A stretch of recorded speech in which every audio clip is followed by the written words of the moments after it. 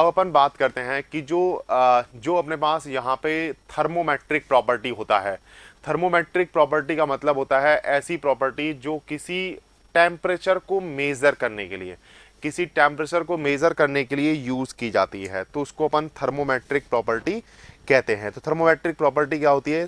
Thermometric property ऐसी property होती है जो सिस्टम के टेम्परेचर को मेजर करने के लिए या कैलकुलेट करने के लिए यूज की जाती है। ठीक है, तो यहां पे अपन नेक्स्ट टॉपिक लिखेंगे। अपन कौन सा टॉपिक रहेगा? Thermometric property. तो यहां पे अपन लिखेंगे thermometric property. This heading is thermometric property.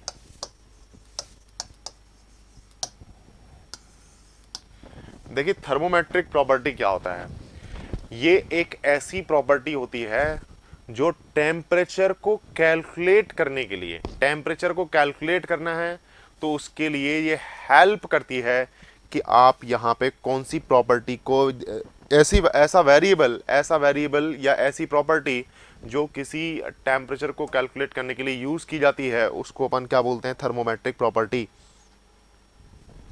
तो यहां पे अपन लिखेंगे the variable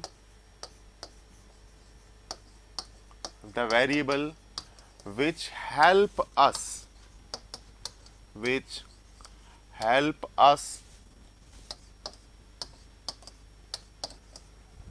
to calculate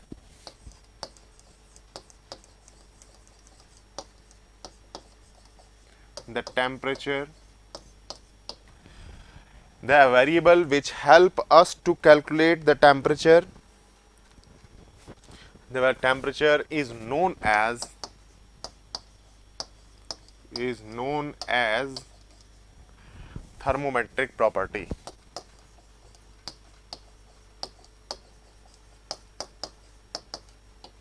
thermometric property क्या बोलते हैं इसको? Thermometric property. Thermometric property I think clear हुआ।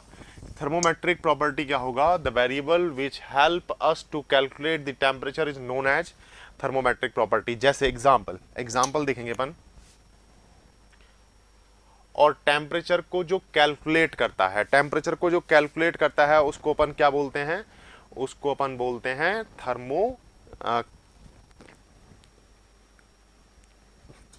उसको अपन क्या बोलते हैं? जो टेम्परेचर को मेजर करते हैं उन डिवाइसेस को अपन क्या बोलते हैं? थर्मामीटर। क्या बोलते हैं उनको? थर्मामीटर। तो यहां पे अपन बात करेंगे कि जो टेम्परेचर को मेजर करने वाली प्रॉपर्टी होती है उसको तो अपन थर्मोमेट्रिक प्रॉपर्टी कहते हैं, और टेम्परेचर को जिस इंस्ट्रूमेंट से मेजर किया जाता है उसको अपन थर्मामीटर कहते हैं। ठीक है, तो यहां पे अपन बात करेंगे कि थर्मामीटर क्या होता है। थर्मामीटर क्या होता है? थर्मामीटर जो है वो टेम्परेचर को मेजर करने की एक इंस्ट्रूमेंट होता है। अब ये थर्मामीटर कई टाइप के आते हैं। तो थर्मामीटर क्या होता है?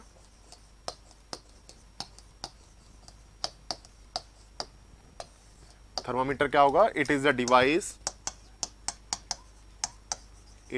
Device which is used for, device कह सकते हैं, इंस्ट्रूमेंट कह सकते हैं, which is used for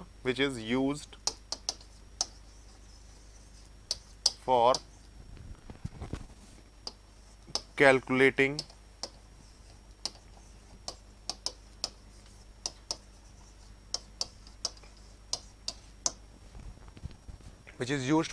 the temperature। Temperature को कैलकुलेट करने वाला जो इंस्ट्रूमेंट होता है या डिवाइस होती है उसको अपन बोलते हैं थर्मोमीटर। और जो वेरिएबल होता है, जो टेम्परेचर को मेजर कर रहा है, वो वेरिएबल जो है वो क्या कहलाता है? Thermometric property. अब इसमें कई सारे पॉइंट्स हैं। अब देखिए पहला पॉइंट है ऑर्डिनरी थर्मामीटर आता है। कई सारे टाइप के थर्मामीटर आते हैं मार्केट में। पहला थर्मामीटर ऑर्डिनरी थर्मामीटर है। Ordinary thermometer.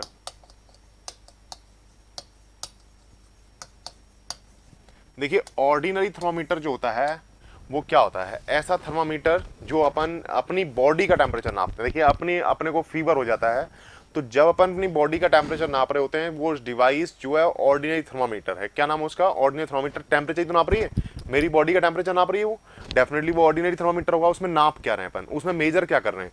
उसमें मेजर कर रहे हैं अपन या तो लेंथ या तो वॉल्यूम। देखिए आप एरिया कांस्टेंट है तो वो लेंथ जो ऊपर की तरफ जा रही है, मतलब जैसे मैं अगर इसको डायग्राम से समझाना चाहूं तो देखिए ये क्या है कि अगर अपन यहां पे समझना चाहें तो ये है, ये अपने पास जो है क्या है, थर्मामीटर है।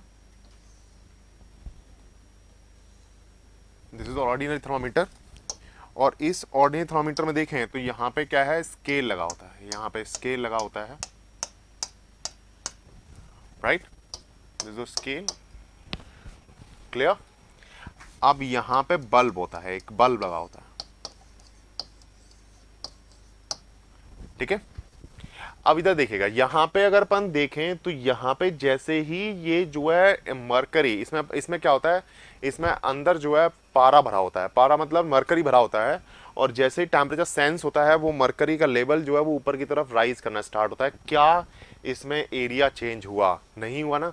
तो एरिया चेंज नहीं हुआ तो इसका वॉल्यूम लगातार ऊपर की तरफ चलते जा रहा है, लेंथ बढ़ती जा रही है।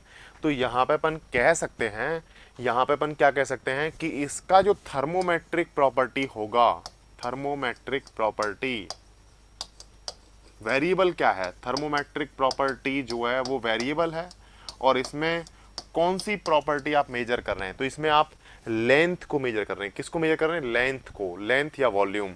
तो मैं यहाँ पर लिख सकता हूँ कि इसका थर्मोमेट्रिक प्रॉपर्टी लेंथ या वॉल्यूम होगा, लेंथ या क्या होगा, वॉल्यूम होगा, राइट। तो लेंथ या वॉल्यूम जो है वो थर्मोमेट्रिक प्रॉपर्टी होगी इन केस ऑफ ऑर्डिनरी थर्मामीटर। ये ऑर्डिनरी थर्मामीटर है, ऑर्डिनरी थर्मोमीटर। ये डिवाइस तो थर्मामीटर है, लेकिन जो टेम्परेचर को वेरिएबल, टेम्परेचर जो है वो जिससे मेजर हो रहा है उस वेरिएबल से, उसको अपन थर्मोमेट्रिक प्रॉपर्टी कहते हैं, और वो लेंथ या क्या होगी, वॉल्यूम होगी, राइट। तो ये ऑर्डिनरी थर्मोमीटर है, पहले टाइप का थर्मोमीटर है, पहले टाइप का थर्मोमीटर जिसमें ऑर्डिनरी थर्मोमीटर है और इसमें जो थर्मोमेट्रिक प्रॉपर्टी होती है वो लेंथ या वॉल्यूम होती है, ठीक है। दूसरी बात करते हैं, दूसरे टाइप का थर्मोमीटर, दूसरे टाइप का थर्मोमीटर है constant volume gas thermometer, constant volume gas thermometer, right. अब कांस्टेंट वॉल्यूम गैस थर्मामीटर का मतलब, इसमें वॉल्यूम जो है वो गैस का क्या रहता है, कांस्टेंट रहता है, तो वॉल्यूम इज इक्वल टू क्या हो जाएगा, कांस्टेंट हो जाएगा। और थर्मोमेट्रिक प्रॉपर्टी आपको फाइंड करनी है, तो यहां पे अपन क्या करेंगे, तो volume PV is equal to क्या होता है, अपन जानते हैं PV is equal to MRT होता है, we know that, we know that PV is equal to MRT होता है। तो वॉल्यूम अगर गैस का कांस्टेंट है और एमआर पहले से कांस्टेंट रहता है तो पी डायरेक्टली प्रोपोर्शनल टू क्या आएगा, टी। इसका मतलब आप टेम्परेचर को मेजर करना चाहें तो this is your function of the pressure, temperature is the function of pressure. मतलब आप अगर प्रेशर को मेजर कर लें तो टेम्परेचर आराम से मेजर हो जाएगा। तो आपके पास प्रेशर जैसे जैसे वेरी करेगा वैसे वैसे आपको पता चल जाएगा कि यहाँ टेम्परेचर कितना है। तो यहाँ पे अपने पास जो थर्मोमेट्रिक प्रॉपर्टी होगा, thermometric property this will be equal to pressure होगा, इक्वल टू क्या होगा, प्रेशर। तो यहां आपके पास ध्यान रखना है कि thermometric property in case of constant volume gas thermometer is pressure, और in case of ordinary thermometer is length और वॉल्यूम। अब तीसरे थर्मोमीटर की बात करें तो ये कौन सा था, कांस्टेंट वॉल्यूम। ऐसे ही एक थर्मोमीटर आता है कांस्टेंट प्रेशर गैस थर्मोमीटर, कौन सा आता है, कांस्टेंट प्रेशर गैस थर्मोमीटर। तो तीसरे टाइप का थर्मोमीटर है कांस्टेंट प्रेशर गैस थर्मोमीटर।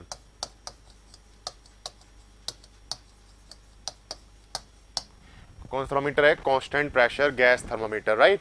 अब कांस्टेंट प्रेशर गैस थर्मोमीटर को देखें तो यहां क्या होता है, कांस्टेंट प्रेशर गैस थर्मोमीटर क्या होगा, तो यहां पे आपको दिख रहा होगा कि इसमें प्रेशर गैस का क्या रहेगा, कांस्टेंट। तो यहां प्रेशर इज इक्वल टू क्या रहेगा, कांस्टेंट। अभी मैं डिस्कस करूंगा इसके रिगार्डिंग कि अपन प्रेशर से टेम्परेचर को कैसे नाप सकते हैं या वॉल्यूम से टेम्परेचर को कैसे नाप सकते हैं, इनको दोनों को डिस्कस करेंगे अभी अपन, है ना। तो pressure is equal to constant है, तो अपन जानते हैं we know that PV is equal to क्या होता है, M R T, right. PV is equal to क्या होगा, एम आर टी। अब देखिए इसमें क्या है, इसमें आपको क्या कांस्टेंट रखना है, प्रेशर एम आर कांस्टेंट है, then volume directly proportional to temperature होगा। इसका मतलब ये है कि टेम्परेचर को कैलकुलेट करने के लिए आपको वॉल्यूम चाहिए, तो इसमें temperature is the function of volume. तो थर्मोमेट्रिक प्रॉपर्टी क्या होगी, इसमें थर्मोमेट्रिक प्रॉपर्टी होगी, थर्मोमेट्रिक प्रॉपर्टी होगी this value is equal to क्या हो जाएगी, वॉल्यूम। तो थर्मोमेट्रिक प्रॉपर्टी जो है वो वॉल्यूम होगा, राइट। तो ये आपको थोड़े से ध्यान रखने होंगे कि यहाँ पे कौन सी प्रॉपर्टी किसके लिए यूज करते हैं अपन। तो ये आपको क्लियर हुआ कि कांस्टेंट प्रेशर गैस थर्मोमीटर के लिए वॉल्यूम होगा और कांस्टेंट वॉल्यूम गैस थर्मोमीटर के लिए प्रेशर होगा, राइट। तो आप वॉल्यूम को कैलकुलेट कर लीजिए, अपने आप टेम्परेचर कैलकुलेट हो जाएगा, और उसमें अपन जो है किसको कैलकुलेट कर लें, वॉल्यूम प्रेशर को कैलकुलेट कर लें तो टेम्परेचर कैलकुलेट हो जाएगा। ये आप अपन डिस्कस करेंगे अभी इसके रिगार्डिंग कैसे अपन कैलकुलेट कर पाएंगे। तो ये 3 पॉइंट आपको क्लियर हुए। 4th पॉइंट आता है, जो पॉइंट नंबर 4, एक आता है रेजिस्टेंस थर्मोमीटर। कैसा आता है, रेजिस्टेंस थर्मोमीटर, एक थर्मिस्टर भी कहते हैं। तो रेजिस्टेंस थर्मोमीटर,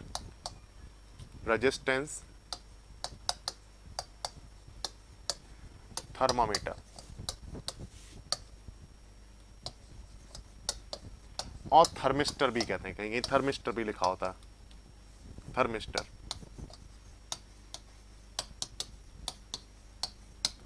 राइट। थर्मिस्टर या अपन कह सकते हैं इसको resistance thermometer.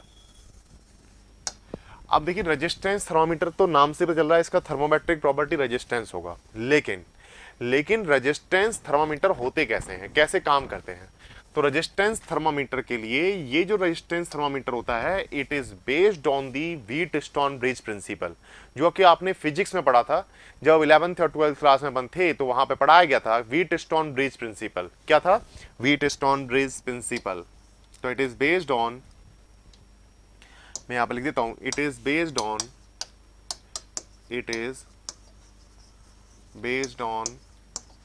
Wheatstone bridge principal.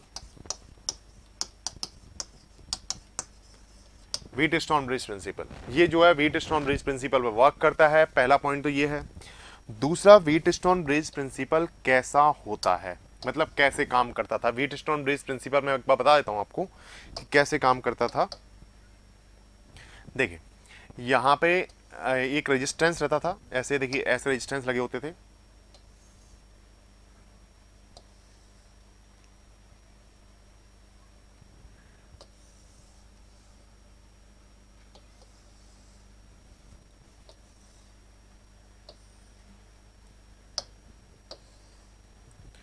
अगर इस रेजिस्टेंस को देखना चाहें अपन तो यहां पे देख सकते हैं,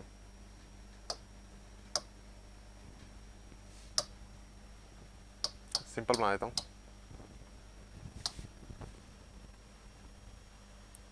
देखिए डायग्राम में अगर देखना चाहें तो क्या करेंगे अपन, यहां पे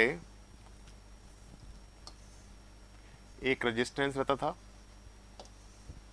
एक फिर रेजिस्टेंस यहां पे रहता था, एक रेजिस्टेंस यहां पे रहता था, और एक रेजिस्टेंस यहां पर रहता था, राइट। ठीक है, और इनके बीच में अपन जो है एक गैल्वेनोमीटर लगाते थे,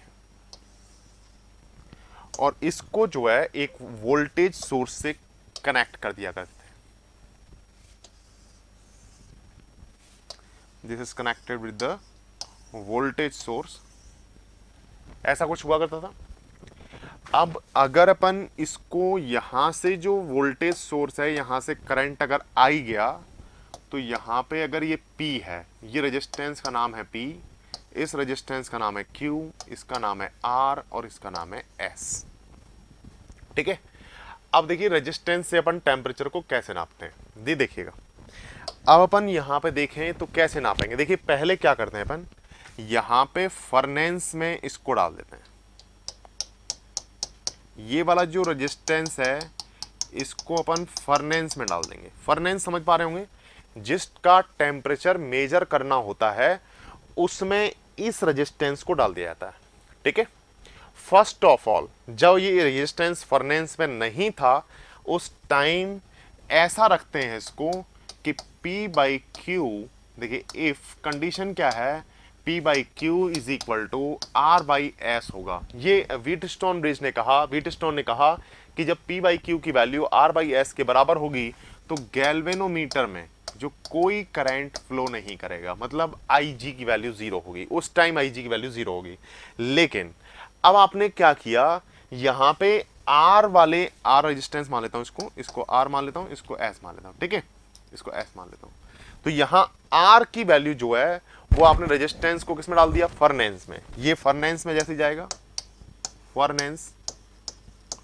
अब जैसे ही ये फर्नेंस में गया तो फर्नेंस में क्या हुआ कि यहां पे जो रेजिस्टेंस था, जैसे जैसे इसका टेम्परेचर बढ़ा तो टेम्परेचर इसका बढ़ेगा तो रेजिस्टेंस भी बढ़ेगा। तो टेम्परेचर बढ़ने से रेजिस्टेंस का क्या रिलेशन है, तो आपने पढ़ा था R is equal to R naught 1 plus alpha T होता है, राइट। ये फॉर्मूला होता है R इज इक्वल टू किसी पर्टिकुलर टेम्परेचर T पे जो रेजिस्टेंस होगा वो कितना होगा, R is equal to R naught 1 plus alpha T, where alpha is your thermal expansion coefficient. Alpha क्या है, alpha is equal to thermal expansion coefficient है, कोफिशिएंट, कोफिशिएंट। और इसका जो यूनिट होता है वो पर डिग्री सेंटीग्रेड होता है।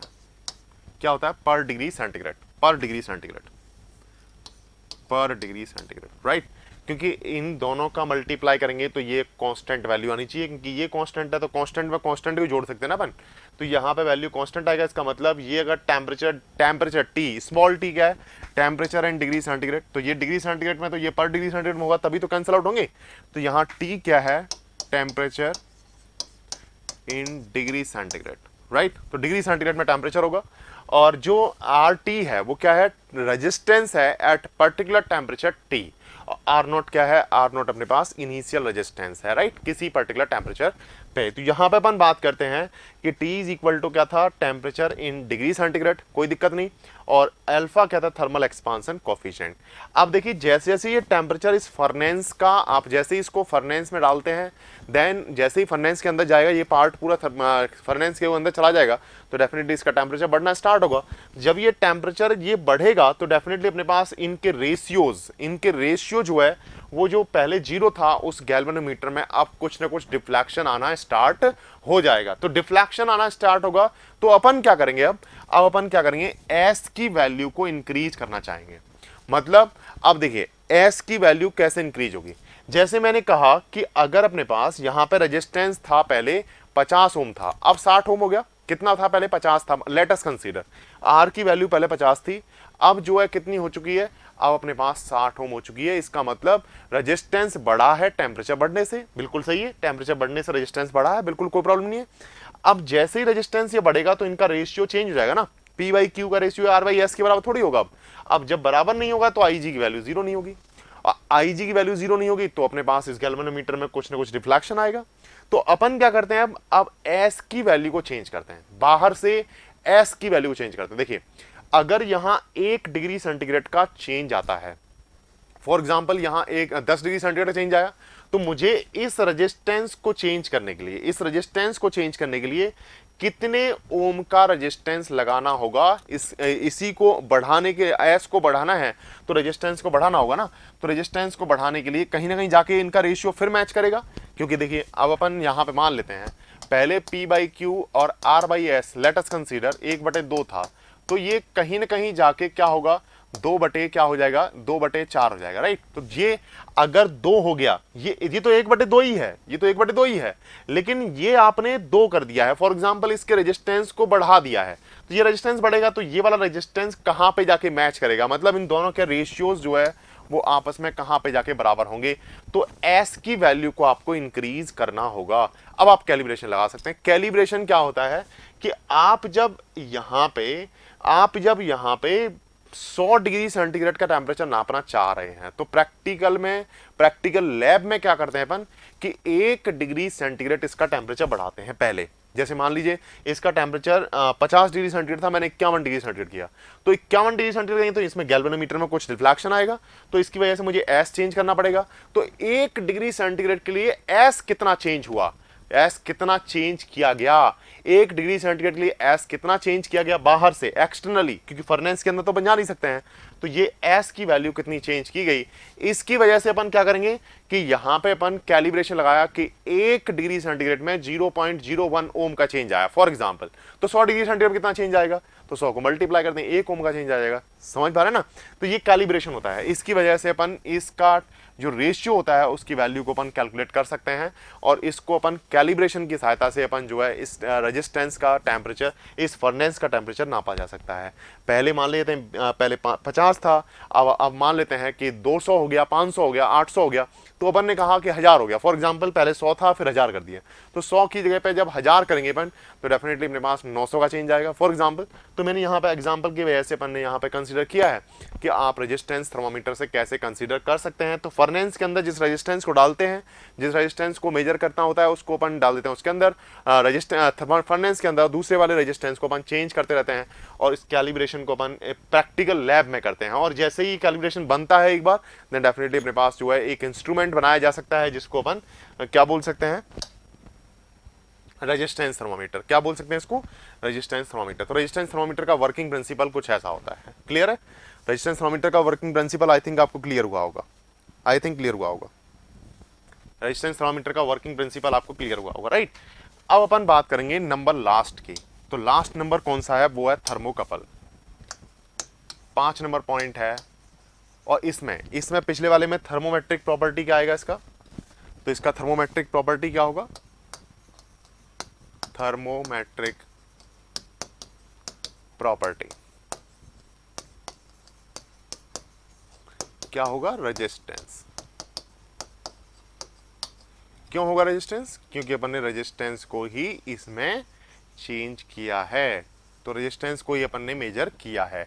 तो रेजिस्टेंस को मेजर करने के लिए रेजिस्टेंस मेजर किया है, तो इसका मतलब रेजिस्टेंस से आप टेम्परेचर को नाप रहे हैं, तो इसलिए अपन यहाँ पे रेजिस्टेंस लिख देंगे। ठीक है, नेक्स्ट आता है अपने पास थर्मोकपल। थर्मोकपल, देखिए थर्मोकपल क्या होते हैं। थर्मोकपल भी एक टेम्परेचर को मेजर करने की इंस्ट्रूमेंट है, टेम्परेचर को मेजर ही करता है ये भी थर्मोकपल। तो ये थर्मोकपल क्या है, कैसे मेजर करता है, ये जो है पिछला वाला जो रेजिस्टेंस थर्मोमीटर था वो व्हीटस्टोन ब्रिज पे काम करता था, ये जो है सीबैक इफेक्ट पे काम करता है। It is based on सीबैक effect, it is based on सीबैक effect, सीबैक effect किस पे बेस्ड होता है, सीबैक इफेक्ट पे। ये आपने फिर 11th 10th क्लास में पढ़ा था या 10th क्लास में, तो सीबैक इफेक्ट पे बेस्ड होता है। और इसके लिए थर्मोमेट्रिक प्रॉपर्टी जो है वो ईएमएफ या वोल्टेज होगा। कैसे, देखिए अगर इसको सीबैक इफेक्ट को समझना चाहे तो ये 10th क्लास में पर पढ़ाया था, तो ये बताया गया था 2 डिसिमिलर मेटल लेने हैं, 2 डिसिमिलर मेटल के वायर लेने हैं, 2 डिसिमिलर मेटल, 2 अलग अलग धातुओं के वायर आपने लिए हैं, और वायर लेने के बाद इनके 2 जंक्शंस बना लेने हैं। 2 जंक्शन का मतलब एक जंक्शन यहां बनेगा और एक जंक्शन यहां बन जाएगा। ठीक है, 2 जंक्शंस बना लिए, एक जंक्शन 2 डिसिमिलर मेटल्स के, ये डिसिमिलर मेटल्स हैं। कैसी मेटल्स हैं, डिसिमिलर मेटल वायर। आपने 2 डिसिमिलर मेटल के वायर लिए हैं और 2 जॉइंट करके 2 जंक्शन बना दिए हैं, राइट। अब क्या किया गया, इसमें अपन ने क्या किया, यहां पे जो है एक को फर्नेस के अंदर डाल दिया, इसको मैंने फर्नेस के अंदर डाल दिया जिसका टेम्परेचर मेजर करना था। ठीक है, तो इसको फर्नेस के अंदर डाल दिया, फर्नेस, और इसको बाहर खुला छोड़ दिया। इसको अपन बोलते हैं cold junction, this is your cold junction, और इसको बोलते हैं अपन हॉट जंक्शन।